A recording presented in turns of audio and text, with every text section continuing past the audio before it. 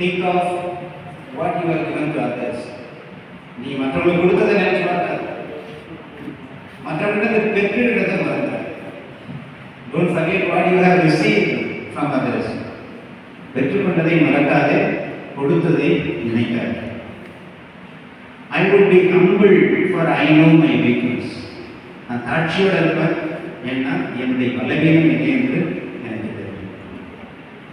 I would look up and laugh and love and give. நான் உயர பார்ப்பேன், சிரிப்பேன், அன்பு செய்வேன், வாழ்வேன். இதில் உறுதிமொழியாக அவர் கொடுத்தார். எனவே தஃபி சாமியார் அவர்களை பற்றி நிறைய நாம் கேள்விப்படுகின்றோம். அவர் அவருடைய கொள்கைகளை கடைபிடித்து வாழ்ந்தார். அதுதான் பெரிய சாமி. அவர் எதுக்காக வாழ்ந்தார்? அது வாழ்க்கையில கடைபிடித்து வாழ்ந்தார். அதை விட பெரிய நன்றி வேற எதுவும் இல்லை.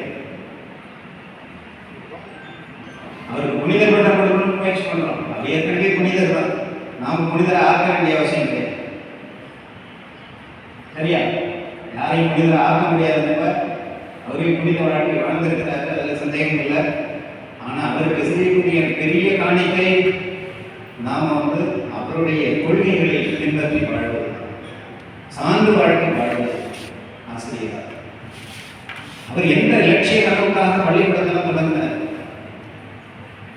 மாணவர்களுடைய கல்வி கண்களை, அவருடைய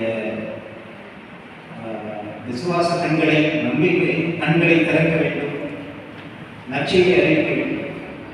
அதுக்காக உலக அறிவு கொடுக்கிறது மட்டும் கிடையாது, அதை நாம் மனத்தில் நிறுத்த வேண்டும்.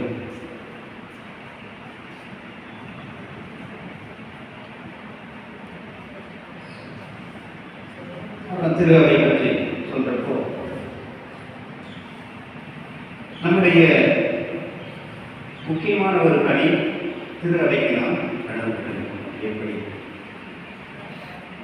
நிறைய குறைகளை பார்ப்போம், நிறைய துன்மாதிரியான ஸ்கேண்டலஸ் ரிப்போர்ட்ஸ் அதெல்லாம் பார்ப்போம்.